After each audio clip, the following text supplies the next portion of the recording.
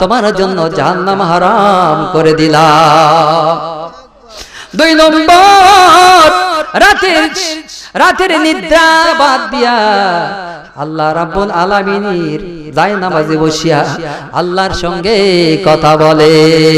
আল্লাহু আকবার, আল্লাহর সঙ্গে কথা বলে এই ব্যক্তি। আর 3 নম্বর হলো ওই ব্যক্তির জন্য যে ব্যক্তি গুনাহ খাতাগুলো সামনে থাকার পরেও নজর দেয় না। এই 3টা ব্যক্তির জন্য আল্লাহ রাব্বুল আলামিন জাহান্নামের আগুনকে হারাম করেছে। তোরে বলে আল্লাহু আকবার।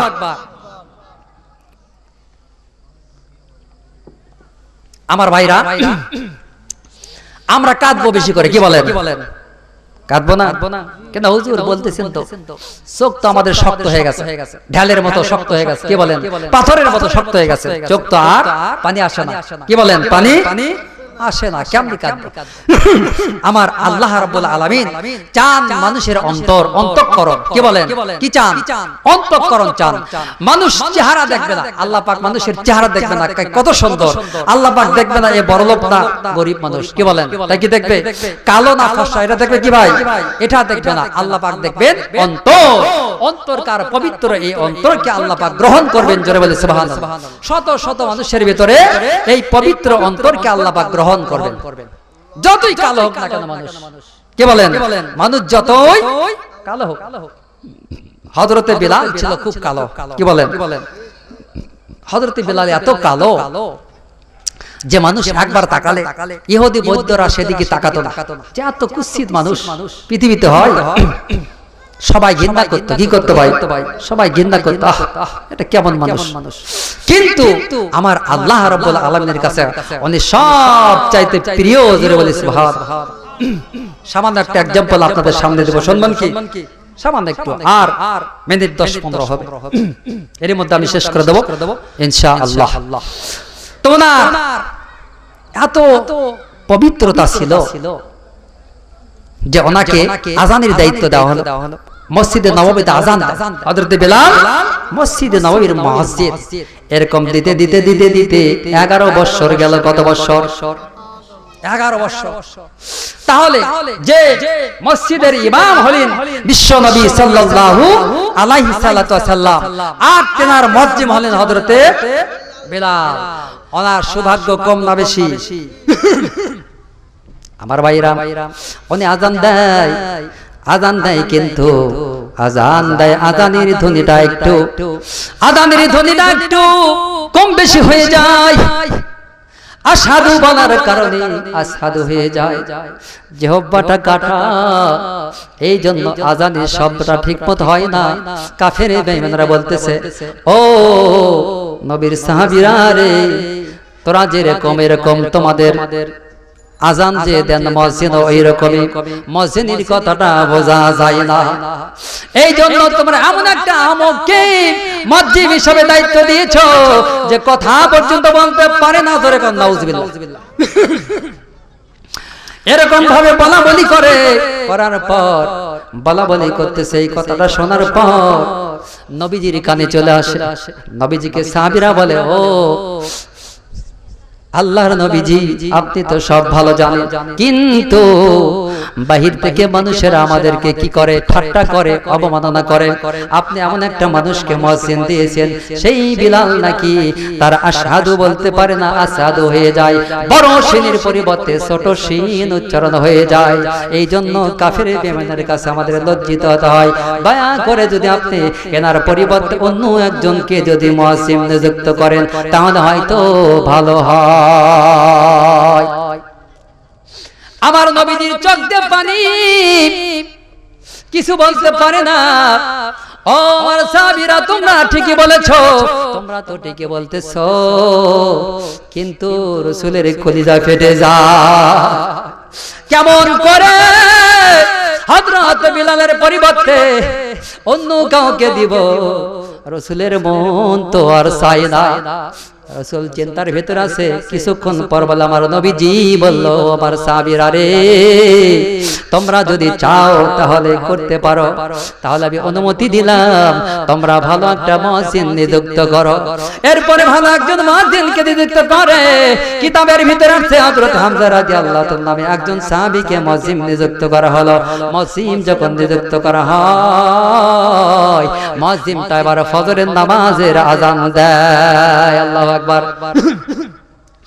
এত সুন্দর করে আযান দেয়, বহুদূর পর্যন্ত চলে গেল।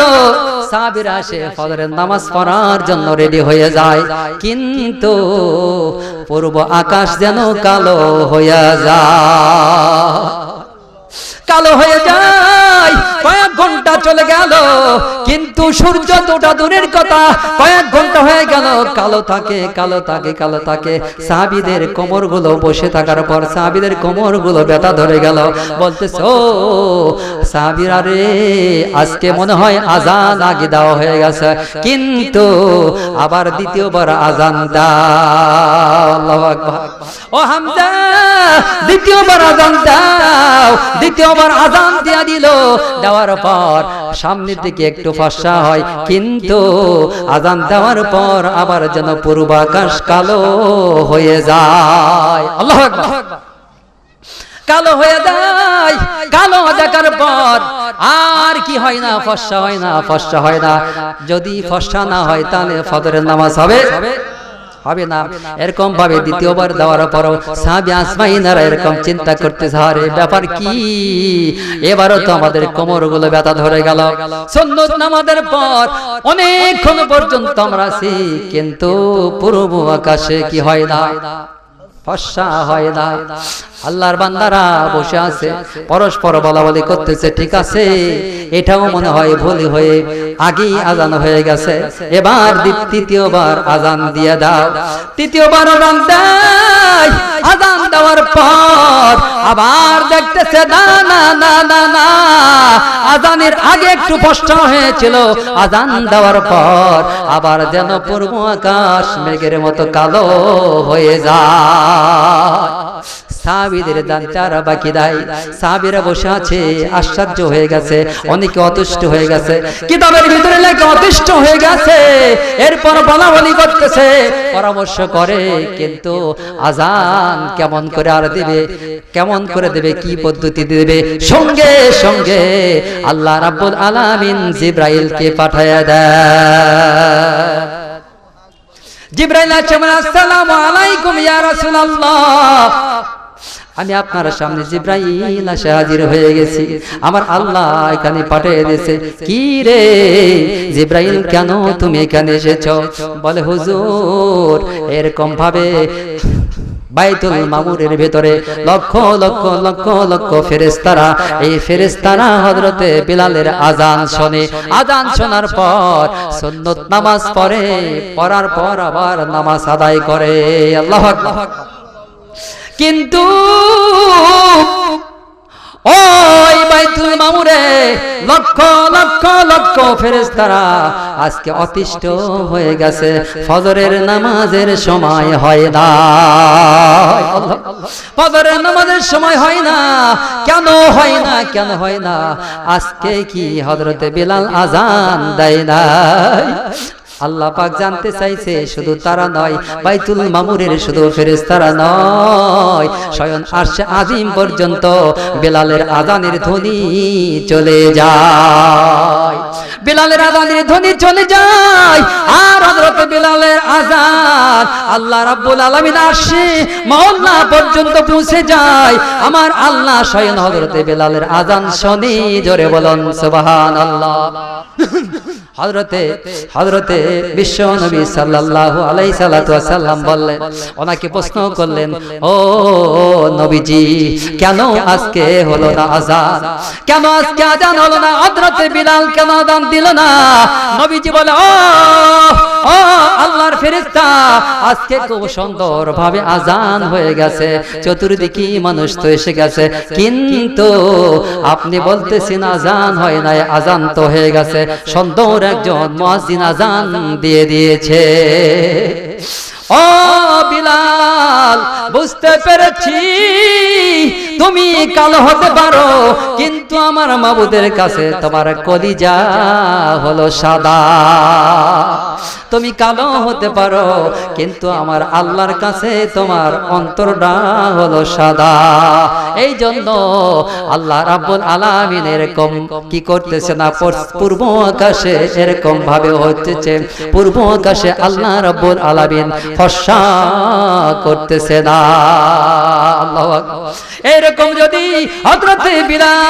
হযরতে বিলালকে যদি এই সময় আযান না দিতে বলা হয়, তাহলে কিতাবের ভিতরে আসছে কিয়ামত হয়ে যেত, তবু কিন্তু ফজরের ওয়াক্ত হতো না।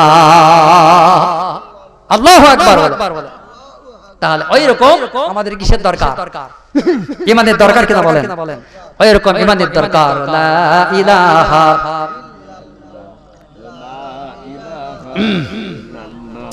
সুবহানাল্লাহ আলহামদুলিল্লাহ লা ইলাহা ইল্লাল্লাহ লা ইলাহা ইল্লাল্লাহ লা ইলাহা ইল্লাল্লাহ লা ইলাহা ইল্লাল্লাহ লা ইলাহা ইল্লাল্লাহ মুহাম্মাদুর রাসূলুল্লাহ সাল্লাল্লাহু, জোরে বলি সাল্লাল্লাহু আলাইহি ওয়াসাল্লাম।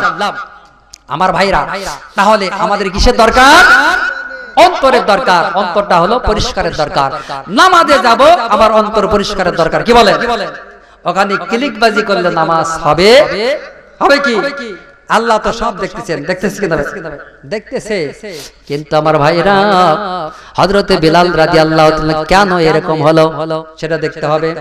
ওনার উচ্চারণটা কেন এরকম হলো? সুন্দর উচ্চারণটা কেন হলো না? সুন্দর উচ্চারণ কেন করতে পারলো না? স্পষ্টভাবে সেই উচ্চারণ কেন হলো না জানার দরকার আছে কিনা বলেন? উনি ছিলেন একজন উমাইয়া বিন খালফের দাস। উমাইয়া বিন খালফের কিনা দাস। ওনাকে উমাইয়া বলবো, হে বিলাল, তুমি আজকে কি করো? আজকে আমি বুঝতে পেরেছি তুমি মুহাম্মাদের ধর্ম গ্রহণ করেছো। মুহাম্মদ সাল্লাল্লাহু আলাইহি সাল্লামের ধর্ম থেকে চলে আসো। যদি না আসো, তাহলে কিন্তু তোমাকে এরকম পেরেক মারা হবে, তোমাকে অনেক কষ্ট দেওয়া হবে। এরকম ভাবে একের পর এক কষ্ট দেয়। কষ্ট দিতে হযরত বিলাল আল্লাহ বলে, আল্লাহকে যেহেতু ডাকে কিসের দ্বারা? ঈমানের দ্বারা আর জিহ্বার দ্বারা ডাকে। হযরতে উমাইয়া বিন খাল বলতেছে, তুমি যখন তোমার মাবুদকে এরকম ভাবে জিহ্বার দ্বারা ডাকো, তাহলে আমার বুদ্ধি হলো জিহ্বাটাই তোমার পুরা দিতে হবে। আল্লাহ, জিহ্বাটা পুরা দিতে হবে, তোমার জিহ্বা পুরা দিব। এরকম ভাবে উনি আগুনের ভিতরে, এরকম আগুনের আঙ্গারের ভিতরে লোহা ঢুকে দিল, কিচি ঢুকে দিল। দেওয়ার পর হযরতে বিলালকে ফেলে দেওয়ার পর হযরতে বিলালের এরকম ভাবে জিহ্বার আগাতে দাগ দিয়ে দেয়। জিহ্বাতে যেরকম ভাবে দাগ দিয়ে দিল, সঙ্গে সঙ্গে হযরতে বিলালের জিহ্বাটা পুড়ে যায়। হযরতে বিলাল আমার বাবুদকে সুন্দরভাবে ডাকতে পারে না। আযানটা এই জন্য মানুষের কাছে অস্পষ্ট হতে পারে, কিন্তু আমার মাবুদের সঙ্গে সরাসরি হযরতে বিলালের আযানের মতো এরকম আযান আর পৃথিবীতে কোথাও নাই। আল্লাহু আকবার। এরকম মজ্জিম আছে ভাই? বিলালের মতো আযান শুনেছেন কেউ? আমার কি শুনেছি? কেউ শুনে নাই। ভাই দোস্তার বুজুর্গ, হযরতে বিলাল দুনিয়ার থেকে বিদায় হয়ে যায়। বিদায় হয়ে যাওয়ার পর, অর্থাৎ বিদায় হয় নাই, রাসূল করিম সাল্লাল্লাহু আলাইহি বিদায় হয়ে গেল। বিদায় হয়ে যাওয়ার পর হযরতে বিলাল রাদিয়াল্লাহু মিম্বরে যায়। মিম্বরে যে দেখে আমার নবীজি নাই। মিহরাবের ভিতরে দেখে নবী নাই। আমার নবী নাই, মসজিদে নবী নাই, নবী নাই, রাসূল নাই, রাসূল নাই, রাসূল কই কই। হযরতে বিলাল যেন পাগল হয়ে গেছে, রাসূল নাই যে জায়গায়, আমি বিলাল সে জায়গায় থাকতে পারবো না। রাতের অন্ধকারে হযরতে বিলাল চলে গেল অন্য দেশে। এদিকে আযান কে দেয়, আযান দেওয়ার মতো মুয়াজ্জিন হযরতে বিলাল, কিন্তু বিলাল নাই, বিলাল নাই, কই কই কই, হযরতে বিলাল কই কই কই, বিলাল নাই, বিলাল নাই, মদিনাতে বিলাল নাই। চতুর্দিকে বিলালকে খোঁজে কিন্তু বিলালকে পায় না, পায় না, পায় না। কয়েক মাস হয়ে যায়, কয়েক বছর হয়ে যায়, বিলাল নাই, নাই, মদিনায় নাই। বিলাল চলে গেছে কোথায়? এবার মদিনার মানুষেরা যেন পাগল হয়ে গেছে, বিলাল নাই, বিলাল নাই, মানুষেরা পাগলের মতো যেন হয়ে গেছে। রাসূল নেই, রাসূল নাই, 100 আর হযরতে বিলাল নেই, বিলাল নাই, কোথায় চলে গেলেন খোঁজ। বিলাল পাগল হয়ে চলে গেছে। এবার বিলাল ঘুমিয়ে আছে, হঠাৎ করে আমার আল্লাহ পাকের নবীজি বিলালকে ডাকতে, বিলাল তোমার কি মন চাই না আমার সঙ্গে একটা বার দেখা করতে? বিলাল তোমার কি মন চাই না আমার সঙ্গে একটা বার দেখা করতে? তুমি আসো, আমাকে একটা বার দেখে যাও। হযরতে বিলাল সঙ্গে সঙ্গে এই ঘটনাটা দেখার সঙ্গে সঙ্গে, স্বপ্নটা দেখার সঙ্গে সঙ্গে দৌড় দিয়েছে, দৌড় দিয়েছে, দৌড় দিয়েছে, কোনো কিছু নেই নাই, শুধু মুখটা বেঁধেছে। মুখটা বাঁধার পর বিলাল সামনের দিকে রওনা দিয়েছে। কয়েকদিন পর্যন্ত দৌড়াইয়া দৌড়াইয়া দৌড়াইয়া রাত দিন সব সবার জন্য দৌড়াইয়া দৌড়াইয়া নবীজি রওজা মুবারকে হাজির হয়ে গেছে। মুখটা বাঁধিয়া নবীজি রওজা মুবারকে আসার পর নবীজিকে সালাম দেয়, আবার বাহিরে যায়, আবার সালাম দেয়, আবার বাহিরে যায়। চোখে পানিগুলো পড়ে যায়। বাহিরের দিকে যেগুলো দেখে পাথর, এই কিছু কিছু পাথরে চুমা দেয়, কিছু কিছু পাথরে চুমা দেয়। আপনারা যারা গেছেন মদিনাতুল মুনাওয়ারায়, মাঝখানে কিছু কিছু পাথর আছে কিনা বলেন? হাদিস সাহেব আছে কিনা বলেন? পাথর আছে। এই পাথরে কিছু কিছু পাথরে উনি চুমা দেয়, আবার কিছু কিছু পাথরে চুমা দেয় না। এই খবরটা যখন অন্যান্য ছেলে পেলে দেখেছে, লোকটা যেন মুখ বান্দা অবস্থায় এসেছে। আর এই পাথরটা কিছু কিছু পাথরে চুমা দেয়। আস্তে আস্তে এলাকার ভেতরে জানাজানি হয়ে গেল। হয়ে যাওয়ার পর এদেরকে ডাকলো, মুরব্বীরা এসে হাজির হয়ে গেল। ডাক দেয়া বলে, ও আল্লাহর বান্দা তুমি কে রে? এতগুলো লোক দেখেছি মদিনাতে, কিন্তু এরকম পাগল তো দেখি নাই।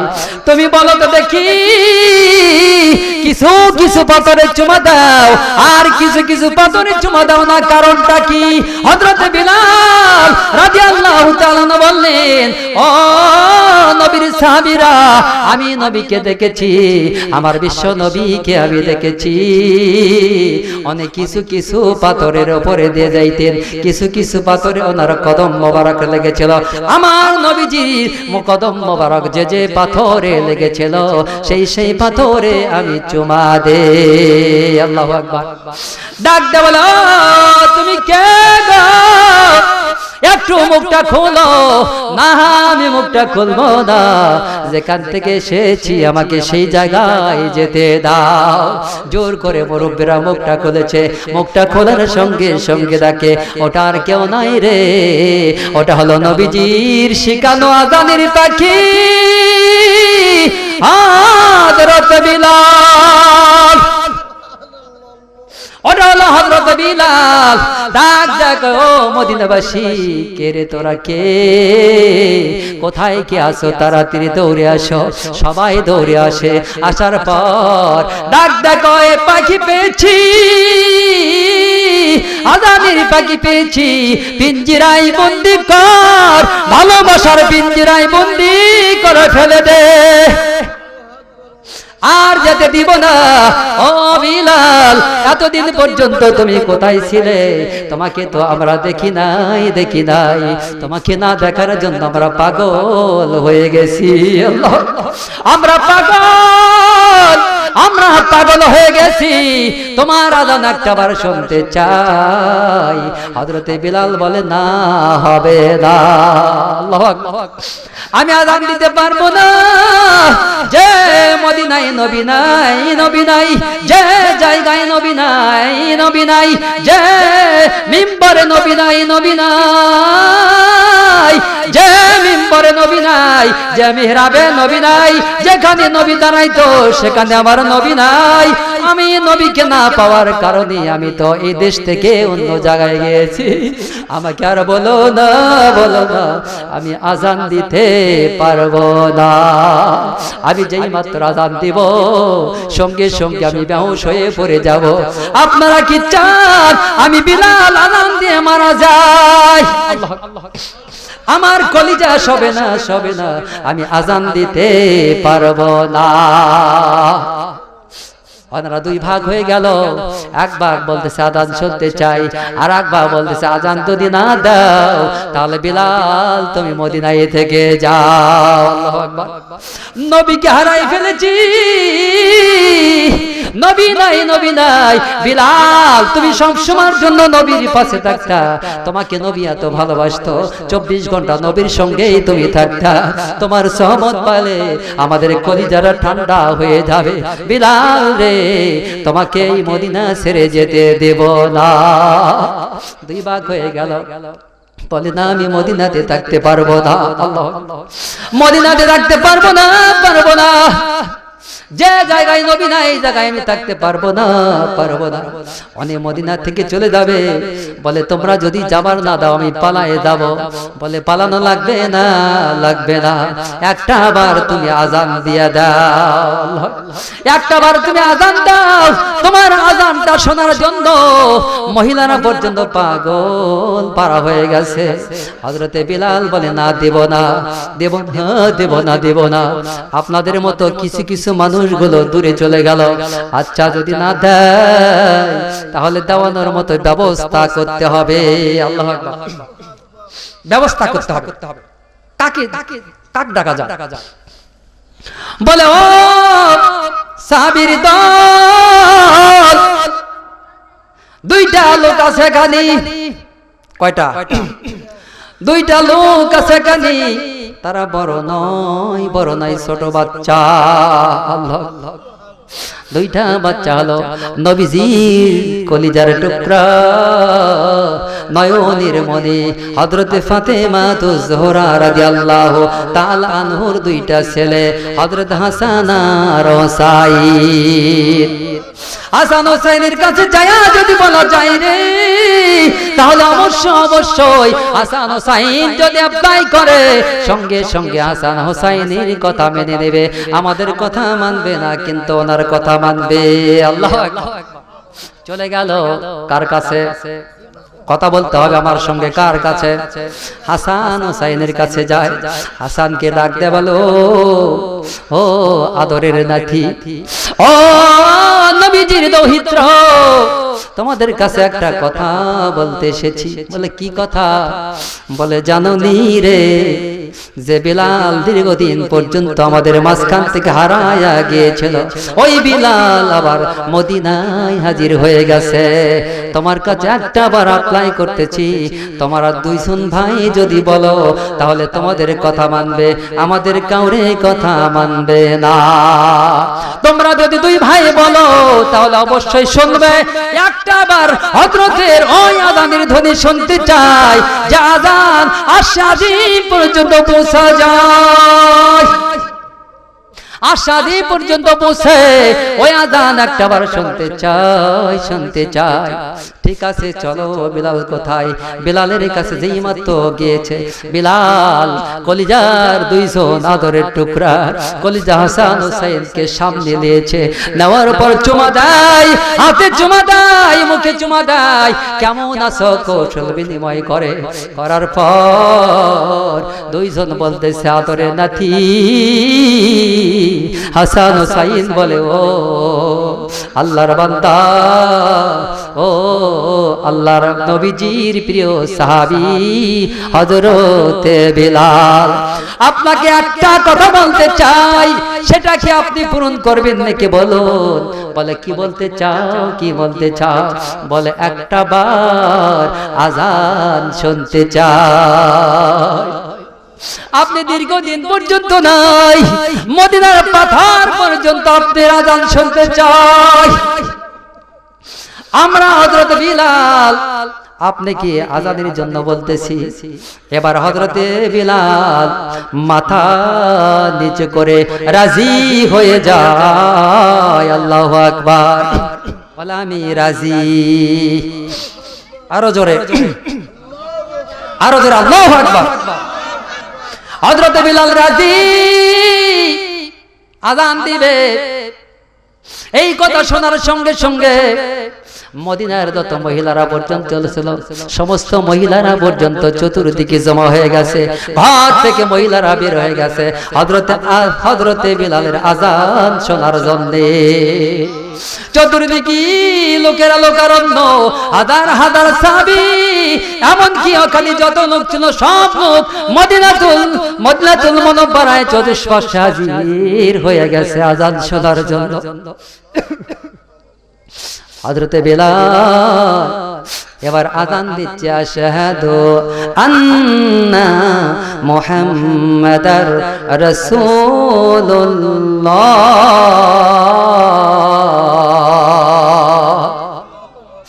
এবার আশহাদু আন্না মুহাম্মাদ যেরকম বলেছে, সঙ্গে সঙ্গে হযরতে বিলালের আর জ্ঞান নাই। বিলাল কান থেকে পড়ে জমিনে পড়ে হযরতে বিলাল অজ্ঞান হয়ে যায়।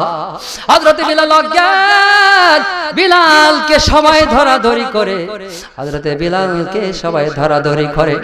বিলালকে জ্ঞান হারায় হয়ে গেছে, সবাই বিলালকে দিয়ে পাগল। হযরতে বিলালকে এরকম ভাবে মাথায় পানি দেয়, পানি দেওয়ার পর অনেকক্ষণ পর্যন্ত অজ্ঞান থাকে, থাকার পর হযরতে বিলাল সুস্থ হয়ে যায়। বিলালকে বলে, ও বিলাল, কেন আপনি পড়ে গেলেন? হযরতে বিলাল বলে, ও আল্লাহর বান্দা, যে সময় আমি আজান দেই, ইতিপূর্বে যেরকম ভাবে আজান দিতেছিলাম, আমার নবীজি পাশে হুজরায় ছিল, কিন্তু আজকে আমি আজান দেই, আমার নবীজি নাই, নবীজি নাই, হুজরায় আমার নবীজি নাই। এই কথা যখন আমার মাথার ভিতরে আসলো, সঙ্গে সঙ্গে আমি নবীজির বিরহ বেদনায় আমি যেন জ্ঞান হারাই ফেলেছি। আল্লাহ আল্লাহ, জ্ঞান হারাই আমি পড়ে গেছি, আমি পড়ে গেছি। ও আল্লাহর বান্দারা, আমি তো বললাম আমি আজান দিতে পারবো না। তাহলে চিন্তা করে দেখো হযরতে বিলাল কেমন ভক্ত ছিল নবীজির। এই জন্য আল্লাহ রাব্বুল আলামিনের আরশে আযমে হযরতে বিলালের পায়ের আওয়াজ শোনা যায়। নবীজি বলে, বিলাল, আরশে আযমে আমি ছিলাম, কিন্তু তুমি কেমনি ছিলে? হযরতে বিলাল বলে, আমি তো ছিলাম না। বলে, তোমার তো পায়ের আওয়াজ আমি আরশে আযমে শুনেছি। আল্লাহু আকবার। আরশে আযমে বিলালের আওয়াজ, কার আওয়াজ? বিলালের পায়ের আওয়াজ। এই জন্য আমার ভাইরা, আমরা কি চাই?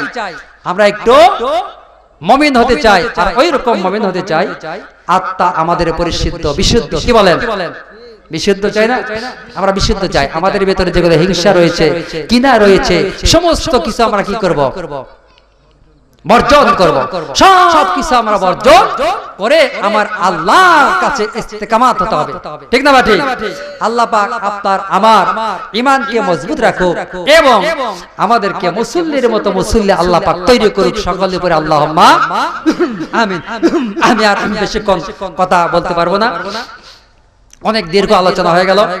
যেহেতু আমি আপনাদের পরিচিত মানুষ, কি বলেন?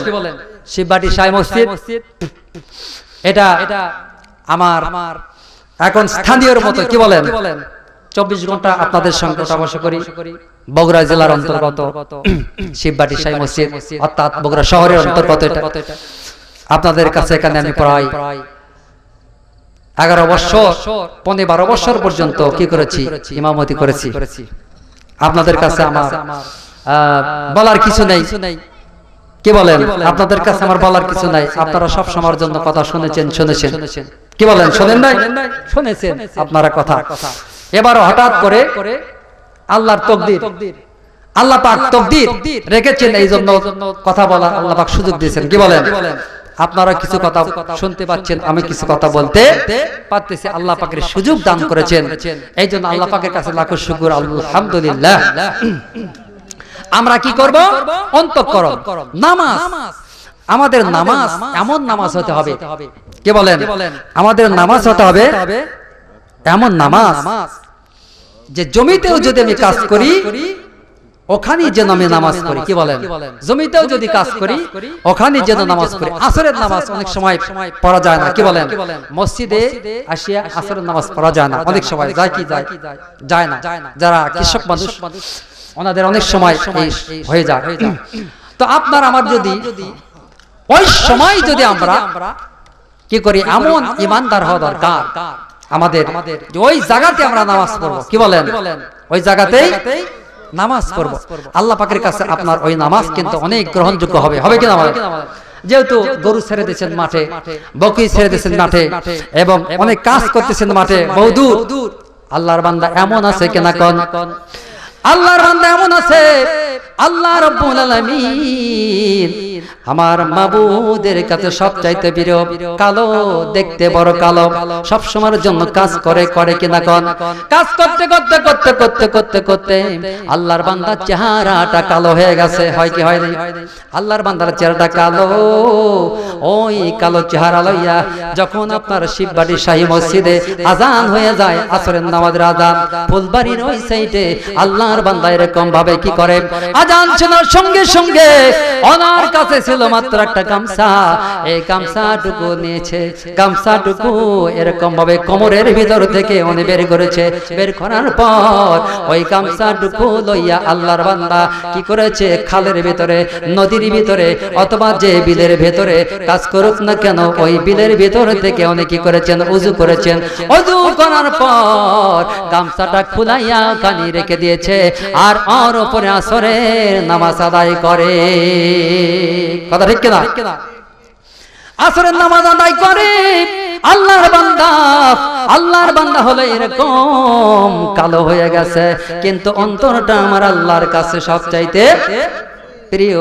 আল্লাহর বান্দার কাছে যখন কি আসে, আজরাইল আসার পরে বলে, ও আল্লাহর বন্ধু, আপনার কাছে আমি এসেছি আপনার জীবনটা হরণ করার জন্য, আপনার জীবনটা হরণ করার জন্য আমি এসেছি। আপনি কি চান? আপনি যদি অনুমতি দেন তাহলে আপনার জীবনটা হরণ করে আমি আল্লাহর দরবারে পৌঁছাইয়া দিব। আল্লাহু আকবার।